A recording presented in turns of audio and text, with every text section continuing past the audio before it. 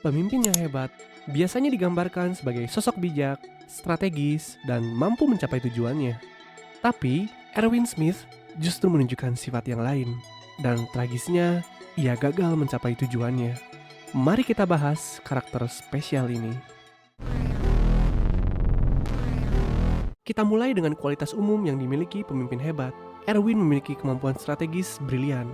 Ia berperan besar dalam kemajuan survei korps setelah mengambil alih kepemimpinan dari Shadis, termasuk merekrut prajurit terkuat sebagai tangan kanannya. Erwin memenangkan banyak konflik dengan strategi yang matang dan perencanaan hati-hati. Terungkap dan tertangkapnya Titan wanita, berhasil mengkudeta keluarga kerajaan, dan terakhir berperan besar dalam merebut kembali dinding Maria.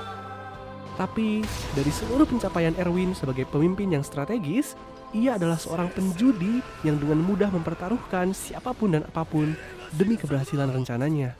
Ia tidak takut mengambil inisiatif untuk membangun strategi dan rencananya, meski hanya berlandaskan pada asumsi yang belum terbukti. Sebagai seorang penjudi yang tidak takut mengambil resiko, akan tiba waktunya ketika keberuntungannya habis. Ada alasan mengapa Erwin terasa begitu gigih, selalu siap mengambil resiko dan mengorbankan segalanya. Ketika pertama kali diperkenalkan, Erwin terlihat seperti pemimpin sejati. Tapi setelah kita mengenal latar belakangnya, kesan itu mulai berubah.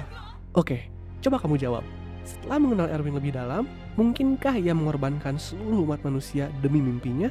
Menurutku, iya, ia akan melakukannya, tanpa ragu. Erwin tumbuh besar bersama ayahnya, seorang sejarawan yang mempertanyakan kebenaran sejarah Paradis.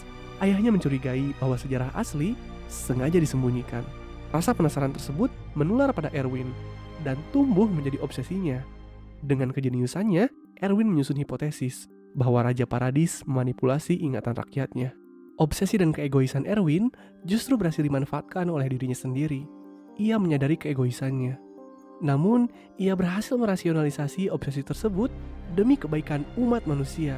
Ia berhasil membungkus ambisinya dengan alasan mulia, agar meringankan rasa bersalahnya. Karena begitu banyak nyawa yang gugur akibat obsesi dan keegoisannya.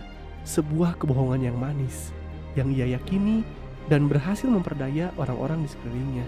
Sifat inilah yang membuat Erwin terasa sangat unik. Namun, sifat tersebut justru menghasilkan momen yang paling menyentuh pada cerita. Ketika Erwin tersudut, ketika ia dipaksa harus memilih antara masa depan umat manusia dengan obsesinya, percakapannya dengan Levi terasa sangat berat. Hanya tinggal selangkah lagi, ia akan menemukan jawaban dari obsesinya. Bisa jadi, ini adalah puncak dari seluruh penderitaan yang ia pikul selama ini. Ia bisa merasakan tatapan seluruh rekan yang telah ia korbankan. Disinilah investasi Erwin yang berani merekrut Levi sebagai tangan kanannya terbayarkan. Levi berhasil meyakinkan Erwin untuk melepaskan ambisinya. Pada akhirnya, ia berhasil menunjukkan kualitas pemimpin sejati. Ia rela mengorbankan mimpinya, bahkan nyawanya, demi manusia lain. Sehingga pesan terakhir Erwin pada tentaranya terasa menggetarkan. Marahlah, marahlah pada dunia kejam ini. Erwin bukanlah pemimpin yang sempurna, namun ketidaksempurnaan inilah yang berhasil mendatangkan kemenangan.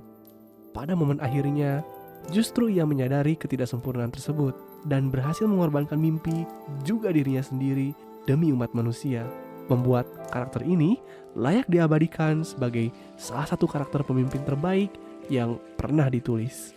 Itulah potret kepemimpinan Erwin, penuh strategi, penuh pengorbanan, dan bernasib tragis. Gimana menurutmu? Apakah ia layak disebut sebagai pemimpin sejati? Aku tidak sabar membaca tanggapanmu di kolom komentar. Jangan lupa like dan subscribe.